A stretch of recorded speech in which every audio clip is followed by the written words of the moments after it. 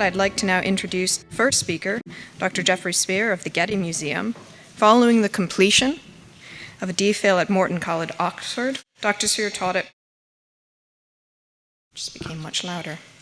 both University College London and the University of Arizona, joining the Getty Museum as Senior Curator of Antiquities in 2014.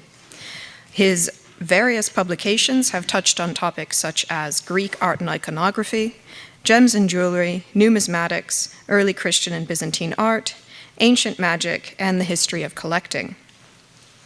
His published books include Late Antique and Early Christian Coins and Picturing the Bible, among others. And along with Timothy Potts and Sarah Cole, he has written and edited the catalogs for the Getty exhibitions Beyond the Nile in 2018, and of course, most recently, Persia, Ancient Iran, and the Classical World. Dr. Spier will speak today on Achaemenid seals, East and West. And with that, please join me in welcoming Geoffrey Spier. Thank you so much, Gina. I'm very mindful that this audience of distinguished historians primarily may be skeptical of art historical methodology, which is primarily a visual technique akin to pattern recognition, I often think, and often not much more. But seals and seal impressions survive in large numbers and are undoubtedly a valuable source of historical information. So I will try to provide a view of Achaemenid seals and their use and hope that I convince you of its value. Cylinder seals for use on administrative documents had long been employed in Mesopotamia and to some degree in Iran. Stamp seals became frequent in the Neo-Assyrian and Neo-Babylonian periods. Achaemenid seals employ both traditions, but with an entirely new iconography, one related to the court art best preserved at Persepolis, which was created under Darius I in 522 to 486 BC. There is, however, a very significant and distinctive series of stamp seals in the western part of the empire in Asia Minor.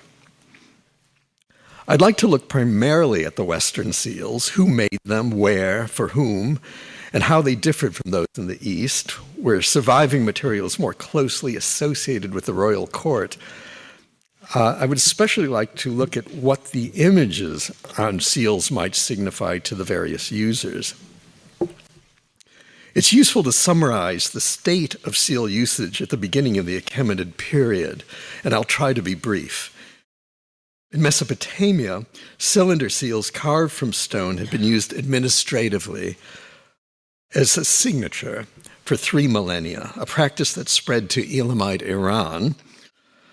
Especially notable is the famous impression I show here from Persepolis of Kurush of Anshan, son of Shishbesh, believed perhaps to be the seal of the grandfather of Cyrus the Great, with the same name, still used much later.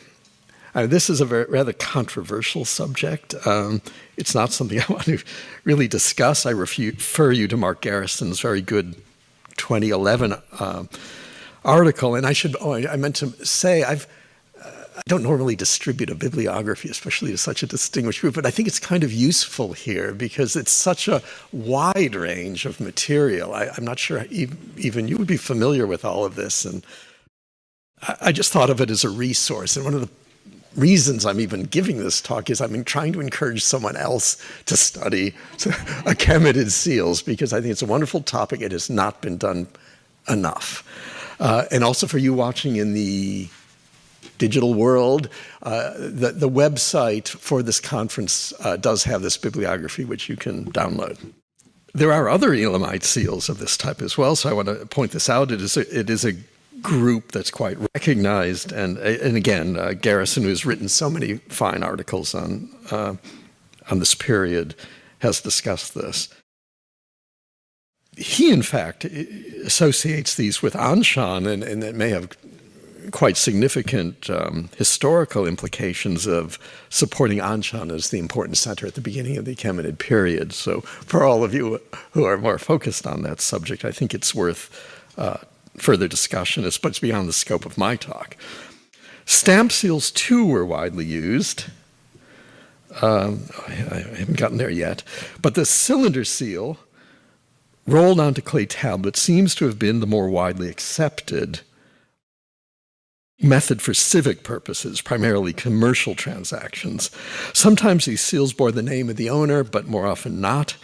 And although cylinders continue to be used in the Neo-Assyrian and Neo-Babylonian period, here's a nice Neo-Assyrian seal, stamp seals came into common usage as well. Indeed, Neo-Assyrian and especially Neo-Babylonian stamp seals survive in enormous numbers, and they often have this distinctive shape, which I will return to, and material, usually chalcedony in this octagonal pyramidal shape. I'll call them pyramidal. Meanwhile, the Phoenicians had a different type of seal, taking the Egyptian scarab beetle, often using Egyptian images as well, and sometimes with Phoenician inscriptions. Often the beetle was not detailed, and in those cases the plain oval shape is termed scaraboid, so you'll hear me use that too. In Greece, although the Minoans and Mycenaeans produced highly sophisticated seals carved from semi-precious stone and used them for administrative purposes, we do have archives, the practice did not survive the collapse of the Bronze Age palace society, except for the occasional seal in soft materials and ivory. The Greeks did not again begin to carve stone seals until just before 550 BC, when they copied the Phoenician scarab types. They quickly adapted these to Greek imagery, and they were clearly very popular, although how they were used is unclear because we have no archives at all. But the seals themselves do survive in large numbers. John Boardman's careful 1968 study compiled over 600 archaic Greek gems, such as this in the Getty. And many more have come to light since then. Boardman's archaeological and stylistic analysis suggests that they are primarily products of the Ionian Greeks in Asia Minor. Perhaps also Euboea and Cyprus is the other big area, rather than the mainland, rather than Athens and the Peloponnese. So just to summarize, at the time of the accession of Darius in 522, there seems to have been limited production of seals among the Elamites, but pervasive use of seals in Babylon, and widespread use in Phoenician areas, including their colonies, and in East Greece. Evidence for Achaemenid seal practice comes from both surviving examples and, fortuitously, impressions on clay tablets and sealings on papyri, although the papyri themselves are mostly lost. They don't survive. Surviving Achaemenid cylinder seals, presumably produced at Persepolis or other courtly centers, and this is what needs really further study, survive in some quantity but have not been studied as a whole. There are astute observations as early as Edith Parada's 1948 catalog of the Morgan Library collection, and Merrill's recent British Museum catalog of 92 items is also very good. Paolo d'Amore in 1992 proposed a classification of nearly 200 surviving cylinder seals, but this work is rather summary. I mean, I think it's good and has very few illustrations, so it's very difficult to use. It does, however, deserve further consideration and refinement. Thus, we really are in need of a careful study of the extant material. Especially important also is the large number of seals preserved on the Persepolis fortification tablets, which you've seen already, more than 7,000 complete tablets with approximately 1,500 seal impressions, I believe. I'm not up to date on this, but a lot. And there's also the Persepolis Treasury tablets, a smaller number, about 200 tablets.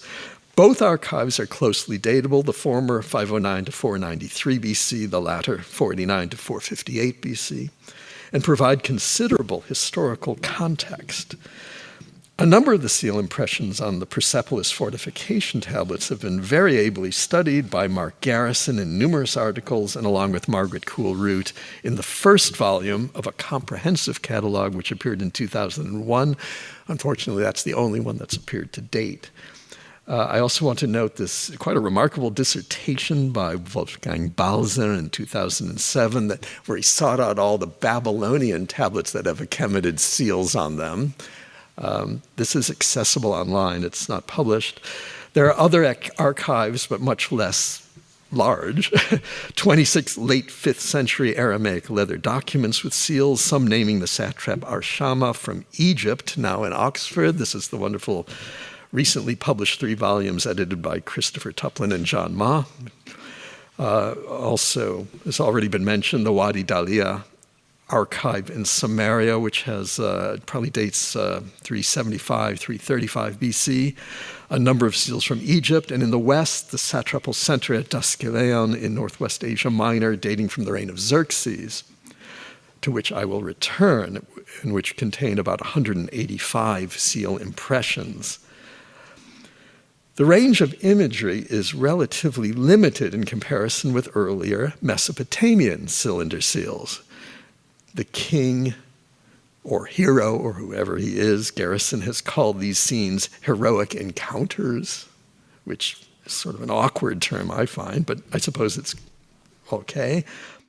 He's shown hunting in a chariot or overcoming various beasts. Some are real, lions and bulls most often, or ibex and mythical ones, the popular winged horned lion or griffins or winged bulls is here on a Persepolis tablet, winged goats, king scorpions, even a lamassu, the man-headed winged bull, all presumably to show the king or the symbol of kingship as a figure of authority and power.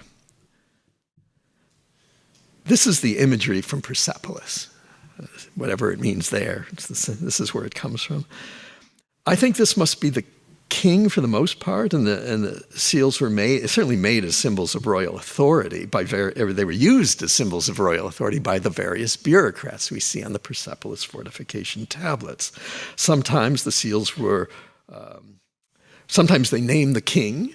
I believe this one has a trilingual Elamite Old Persian Babylonian inscription naming Darius. In the West, we have some bilingual ones where they leave out the Elamite at Deuskalion, and sometimes they're just in Babylonian. And other seals have the name of the owner of the seal, usually in Aramaic, or in the West, even in Lydian. The specific Eastern workshops for these have not yet been determined, although I think it might be possible with enough study, and again, I'm encouraging this sort of study. Trilingual seal of Darius in a chariot, I had shown before. Hunting lions in the British Museum, shown here, was found in Egypt. Garrison at first felt that the style of engraving was not typical of Persepolis and that it may have been carved in Egypt for a high official there. But in 2014, he reconsidered. He published a fragmentary seal impression of the same type among the uninscribed Persepolis fortification seals. It seems there are indeed a number of cylinder seals, it seems more likely this is the court style that he talks about and need not have been carved in Egypt, but there are indeed a number of cylinder seals with Achaemenid imagery bearing Egyptian symbols or even hieroglyphic inscriptions, which must have been used by officials in Egypt. Those seals ascribed to the Persepolis court workshops include a trilingual seal used here, the Darius one with 2 winged bulls between palm trees, dated 503, 502. This belonged to an office provisioning the king with food. It's very widely used. There are said to be 115 surviving examples, but I think this shows this is a typical high office in the king's name providing services at Persepolis. Another trilingual seal naming Darius shows the king or hero with winged human-headed bulls, these lamassu I mentioned. A little bit later, 495, 494, this is a large seal used by Barad Kama, the treasurer at Persepolis, under both Darius and Xerxes, down to 479, Garrison remarks, the seal is a masterpiece of glyptic art and an outstanding example of the fully developed court style. And I don't disagree. I just want to note that that's the same sort of methodology that a classical archaeologist would use. This sort of royal imagery seems to be the appropriate one for certain high officials, such as the provisioner and the treasurer, although I doubt there was a great specificity matching particular images to individual offices. The system seems to have continued in the West, for we see it on sealings from Daskyleon, one's been shown already, once attached to papyri rather than rolled onto tablets. The papyri do not survive. We have impressions of the papyrus on the back of these seals. More than 100 examples of this seal, this is the most common one in the hoard, was present, the king subduing a horned lion griffin, like at Persepolis. Between palm trees, an old Persian inscription, notably not in Elamite and Babylonian, naming Xerxes. Another royal seal, which you've already seen now, this is the audience scene, does have a bilingual Persian and Babylonian inscription naming Xerxes, and it, as we saw, it could come right off the walls at Persepolis. Returning to Persepolis, let us look at a slightly different type of image for a high official. There are two seals of Parnaka, chief functionary and uncle of Darius. Both are inscribed in Aramaic with his name. One Parnaka, the other with his patronym, son of Arsham. Persepolis tablet states authoritatively that a second seal replaces his lost earlier seal. So it's quite a very unusual situation, really useful to us. Furthermore, it provides a precise date, 6th of June, 500 BC. As the great historian David Lewis quipped, the most precise date in ancient art. This too is described by Garrison as a masterpiece of glyptic art, by the way. The style of these two seals is strongly Assyrianizing, and Garrison makes much of this. He believes that this choice is significant, perhaps indicating connections to traditions of royal power envisioned as Assyrian. I think it's plausible. I don't know how he proves something like that, but it's quite interesting, and I just want to show this. This is an example of someone we know who he is. He's used two seals. It's perfectly datable, so at least we have something to judge it on. In addition to what we might call court imagery, there are varieties of other motifs. Some seals show the king or Persian soldiers overcoming very specific enemies, Greeks, Egyptians, Central Asian foes, who are denoted by their dress. And I won't intrude on John's next lecture, so I just want to show this one, because this is Treasury tablets, and it shows Greeks being tied and led as captives. And the only point I want to make on this is that I do want to note that the Persians fighting Greeks appear on a number of surviving seals. There's a recent, very long article by Christopher Tuplin that compiles all these, probably dating from the reign of Xerxes for the most part. And I'll show you one more. I do have one more. It's in the Getty. This is a scaraboid of the king, perhaps, fighting a Greek, overcoming a Greek. I guess the point I would make is that historians often note that the Greeks do not have a very significant presence in Achaemenid documents or imagery, but the seals are the notable exception. Clearly, some Persians thought victory over Greeks a significant event, appropriate for their own self-image. So why are we using these seals? It's just one category of Achaemenid seal, overcoming enemies.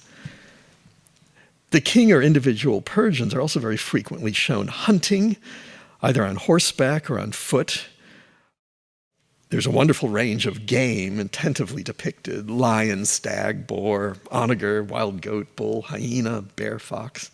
Animals themselves, without humans in the scene, become popular images on seals. Scenes of ritual are rare, though. This is in the exhibition from Paris. Some are remarkable. Again, I don't think these are quite as well studied as they should be. This has been mentioned a number of times. It's two Persians at a fire altar performing a sacrifice. I mean, or the really remarkable cylinder seal in St. Petersburg with the apparition of a goddess. Why not Anahita? But I'd like to concentrate on the stamp seals in the West. First, and I want to just give you that background, that's what exists in the East. First, there's a distinctive group of pyramidal stamp seals. So we're revisiting that shape I showed you before, which is Neo-Babylonian. These were produced almost certainly at Sardis in the time of Darius, just before 500 BC. They were identified and superbly discussed by John Boardman in 1970 in the journal Iran and revisited in 1998. Nearly 300 examples are now known. And again, this sort of body of evidence we can make a lot of judgments from.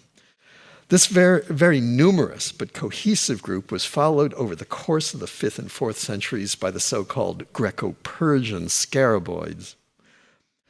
There seems to have been very little seal use in Lydia and Phrygia before the Persian invasion. There are almost no surviving seals and no evidence for the use of seals for administrative purposes at Sardis.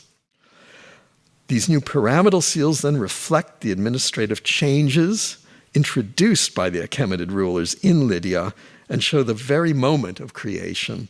The Neo-Babylonian shape was selected, and local gem engravers, most probably Greeks, I would say, from the style, were able to draw on both the new Persian court style of Darius and traditional Greek images in the services of the Lydian aristocracy.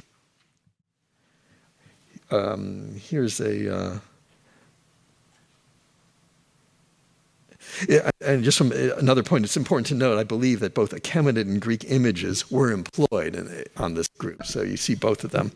The Neo-Babylonian shape, as I mentioned, was not surprisingly used at Persepolis, this on a Treasury tablet. It's also at the Murashu archive in Nippur, of course. Herodotus probably knew them. He says, in passing, in Babylon, every man had a seal. Doesn't describe what they are, but there's certainly enough of these that survive to believe him. But quite a few did find their way to the West. This was found at Ascalon, a real Neo-Babylonian seal of that shape. 2 were purchased at Sardis. I'm sure they were local. And Gordian also. Who are the owners? Are they Persians, Babylonians, other owners? I don't know. I just want to note that they were used well into the Achaemenid period, at least through the reign of Xerxes. It seems they were still being produced in the mid-5th century. So we've quickly run into a contentious historiographical debate regarding what is of Greek origin and what Persian. Scholarly resentment over the term Greco-Persian, which I used a minute ago. The term was coined, I believe, by Adolf Furtwängler in his great work, Die Antiken Gammon, in 1900, although previously and more accurately, I would say, he used the term Persisch-Griechische Kleinasiatische Arbeiten in his Berlin catalog of 1896. The Greco-Persian style on gems, coins, and stone reliefs does seem to be a phenomenon of Western Asia Minor. Although this is in itself an interesting subject, I'd like to move beyond the questions of artistic style and try to argue that the basic methodology of identifying and classifying the surviving archaeological material provides essential historical information. Both Furtwängler and Boardman are unapologetic Hellenists, Boardman in being so sometimes deliberately provocative, I have to say. But Boardman in particular is quite meticulous in his approach, and his classifications of gems hold up quite well. Critics of the Hellenocentric approach to Greco-Persian gems have also shown their prejudices, notably Jennifer Gates Foster in an indignant and I would say even overwrought article of 2002, which entirely misrepresents Boardman's views on promoting an opposition between Greeks and Persians. I'd say, in fact, Boardman is looking for artistic traditions in Achaemenid-dominated Asia Minor, which clearly are derived from the Greek artisans who lived there, and has relatively little to say about the Achaemenid seals in the East. Boardman and many other art historians, including Mark Garrison, who employs very similar methodology, as I said, are concerned with identifying style, and through this, the place and date of manufacture, rather than ethnicity, which is what Gates Foster is concerned with. The artist and his ethnicity is more elusive, and Boardman and most others have noted this. Even in Athens, where we might presume a more homogeneous Greek ethnicity, it has long been recognized that many of the craftsmen who produced pottery decorated with complex iconography and what most would regard as a cohesive Athenian style were foreigners or slaves in view of the names recorded on their works. We have Amasis, an Egyptian name, Halidos, the Lydian, Kolkos, Thrax, Sikelos, a Sicilian, Scythes, a Scythian, Seriskos, the Little Syrian. So I think this has been long recognized. One is reminded of Darius's famous inscription at Susa, which carefully lists the skilled workmen brought from all parts of the empire, and all that we see, the sculpture of Persepolis, the glazed bricks from Susa, a variety of works in gold and silver, including swords, vessels, jewelry, seals, confirms that many artistic traditions contributed to the creation of the royal Achaemenid style under Darius, which appears to have followed a careful, centrally planned program. Seals should be considered in this context, and I should note that Garrison in 2001 does briefly note the links between Eastern and Western Achaemenid seals based on the Tusculian material, and recognizes that they were mutual influences. With all this in mind, let's return to the pyramidal seals in a subsequent article discussing them by Margaret Root in 1998. I'm afraid I find her arguments unclear and often contradictory.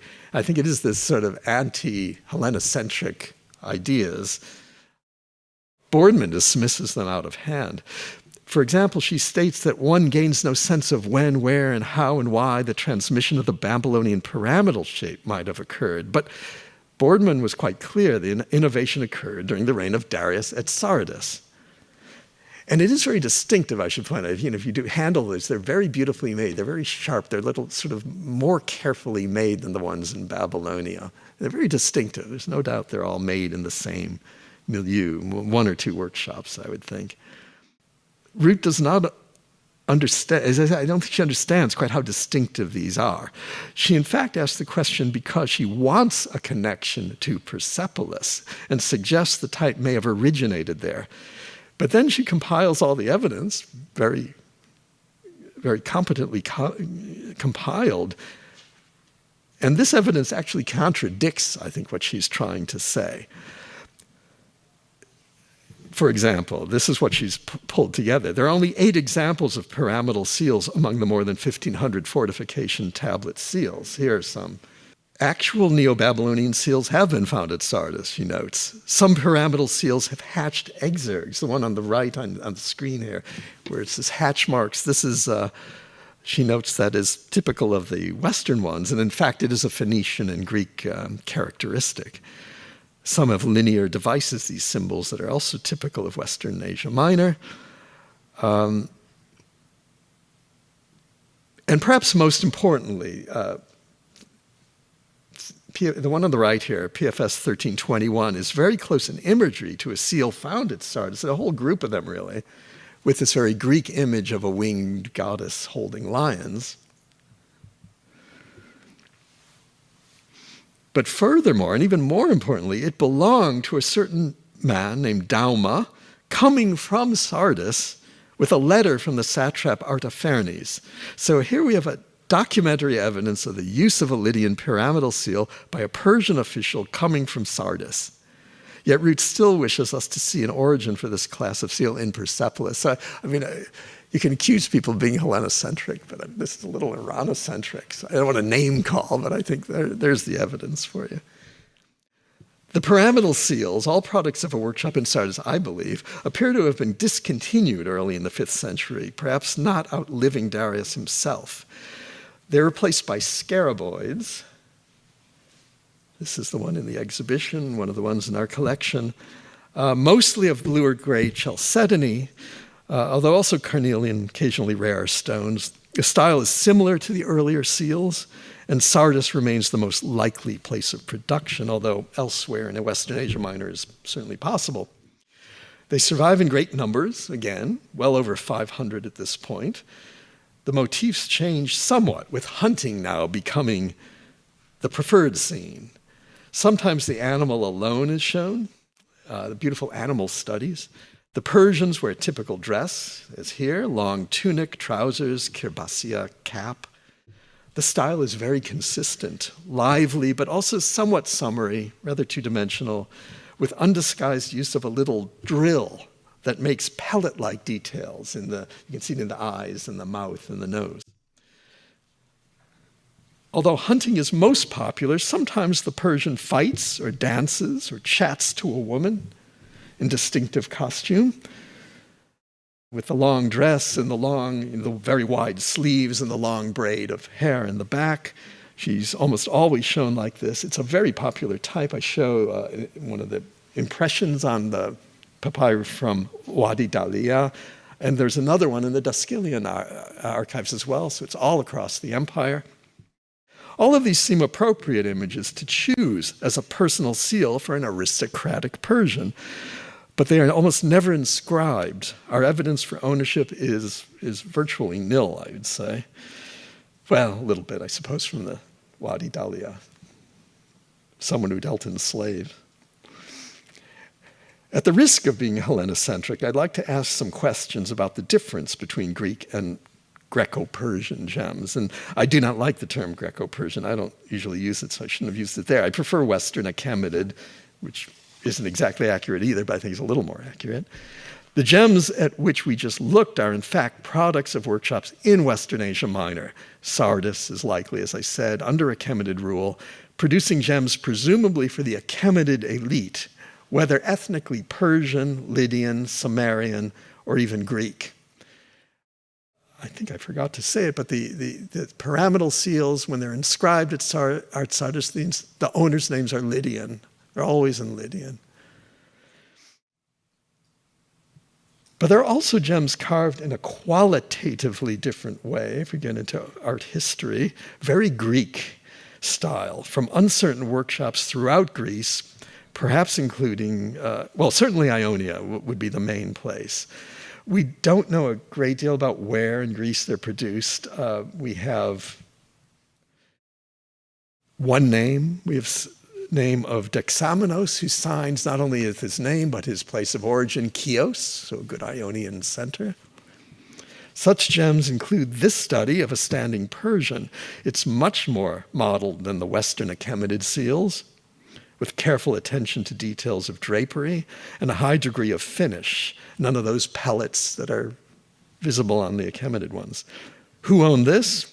It was actually found in a tomb at Panticapaeum on the northern coast of the Black Sea and must have belonged to one of the elite of the Bosporan kingdom, although probably not made deliberately for him, so this just complicates matters. There's no solution here. Let's look at two other gems showing activities that presumably are of interest to both Persians and Greeks equally. Both are roughly contemporary, around 400 BC. The Greek one, which is in fact was found in Egypt, is superbly carved and detailed. Note the woman's necklace and her hairband and the fine furniture, the complex pose. The Persian scaraboid in the Getty revisits the couple we saw earlier, later in the day, I presume. The style of engraving is exactly the same as the other Western Achaemenid ones, and in fact, other versions of this gem exist as well. I don't know what to make of the preference for position and doubt it has any cultural significance at all, although we should maybe acknowledge the originality of the woman holding a mirror. The qualitative differences are substantial, but the function of the gems and the presumed meaning of the scene were, I suspect, the same for both Persian and Greek. The respective owners merely enjoyed the image. Another gem that poses problems of interpretation is in the Getty and the exhibition. It's an unusual chalcedony pendant carved on both sides from a prolific Western Achaemenid workshop identified very convincingly by Boardman. The Persian on horseback hunting a hyena is a typical image. The other side, however, shows a standing Heracles. This is very unusual to admit Greek images in these Western Achaemenids, so I don't know why it's here. It's part of a very large group of Achaemenid seals. This is the only Greek one I've seen. So such things do occur. We don't have time to look at coins, though I think it would be very instructive. Around 400 BC, Greek artists, or at least artists trained in Greek traditions, created these satrapal coins. They're not very common. I think they're for specific purposes, military issues. But they created this wonderful portrait of a satrap wearing the kirbasia, bearded. Both Pharnabazos and Tissaphernes are labeled on coins. This one is not. All look rather similar, with strong features and large noses and heavy beard. And in Cilicia, in the first half of the 4th century, there's an enormous output of coinage issued by the Achaemenid satraps for military campaigns. The repertoire of images is very Greek, and execution, but diverse in iconography, and similar things are happening on gems. Let's return to Persepolis quickly to look at the Greek glyptic presence, although rare if existing at all. I'm not even sure there are any on the Fortification tablets, gems that look Greek. There are quite a few on the Treasury tablets a little later, down to about 458 BC. All of these are very Greek-looking to me, not even Greco-Persian, not even the Western Achaemenid. These are purely Greek seals. Gates Foster discusses one which has 6 seal impressions on it, 2 from cylinder seals of Achaemenid court style and 4 from Greek gems. She notes that the Greek-style gems recur on other tablets as well. Unfortunately, none of the names of the owners appears, which is what we would most like to know. She writes, these 6 seals and the relations that extend out from them through these seals and the relations that extend out from them, so-called Greco-Persian images are integrated into the cultural choices available to individuals with extensive personal connections operating in a milieu where pluralism in imagery and style is acceptable and perhaps even coveted. I think she's saying that even Persian officials at Persepolis might have used Greek gems, although she does not admit that these are gems from truly Greek workshops, calling them Greco-Persian. If she means the local Persians or non-Greeks in any event may have used imported Greek gems, I'd agree. Clearly, Greek gems were being used there on official documents. Bearing on this problem is the very interesting piece, the important seal of Gobryas on a fortification tablet from Persepolis showing 2 lions attacking a stag dated 499 BC. Gobryas, or Ruva, or Kambarma, an Elamite, was one of the 6 co-conspirators with Darius and a great ally. He's mentioned as the king's spear bearer on the tomb at Nakshi Rustam. Darius married his daughter, and Gobryas married Darius' sister, and their son was the general Mardonius, so a very important person indeed. The problem with the seal is twofold. The shape is a large conoid stamp seal, and the style, which certainly looks Greek to me, although not so conventional. Margaret Root has returned to this gem several times and has clearly conflicted opinions. It seems to me that she doesn't want it to be Greek, is similar to before. She doesn't want it to be Greek in style, but suspects it is. In order to escape this conclusion, she makes the suggestion that there is a Neo-Elamite influence in the animals that survives, but I don't think this is very convincing, and there's no other examples of that. She even says that if you keep looking at it, what did she say? Alas, the situation may even be more interesting than that. Why the alas? I think that sort of gives it away. When the Gobryas seal is studied within the context of other seal impressions from the Persepolis archive, it begins to look a little less Greek. I don't think so. Boardman didn't really discuss it in much detail. He said it was probably Greek inspiration, possibly virtually early Greco-Persian. So, I mean, it does have that look. I think it's quite Greek, except for the shape. The significance of the lion and bull imagery is a vexed question. I don't think it gives us any clues. It's already very popular in Greece. Here's the lion and bull at Persepolis, which also exists in the Achaemenid court style on the pyramidal seals from Sardis, but lions and bulls are all over, much earlier in Greece. This is from the Hecatompedon in Athens. It's a couple generations earlier. And very popular on gems. There's a whole chapter in Boardman on lions attacking bulls on archaic Greek gems. So it doesn't really, it's hard to say where the source was. But for Gobryas, I do think it is very Greek in conception.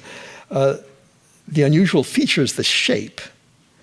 And Boardman is perceptive in noting that it must be a large conoid of Babylonian type. Very unusual for a gem in Greek style. Where was it made? One cannot be sure. A Greek working in Babylon is conceivable, or perhaps it's just, and more likely, it's another Western Anatolian workshop borrowing a Babylonian shape, like the pyramidal seals at Sardis. What is notable is that Gobryas used it. I think it is unlikely that he actively commissioned it, as Root suggests. He says Gobryas and his seal carver participated in a dialogue. That may be a bit too much. He probably just selected it from a prestigious gem engraver's stock. We really don't know. But it's interesting that such an image was selected. Animals were certainly popular with Persian clients. Greek-style gems were used at Persepolis, as we have seen, although whether this is significant is unclear. Does the image matter? Does it reflect the status or interest of the owner? I've argued elsewhere that there is rarely a clear meaning for images on Greek gems in the Archaic period. Gems seem to have been engraved with a standard repertoire of images with many duplicates, and nothing can be deduced about the owner's view of the image. In Persia, officials acting in the name of the king often had seals depicting the heroic encounter, although they are only rarely inscribed. They nevertheless convey royal authority and were intended to do so.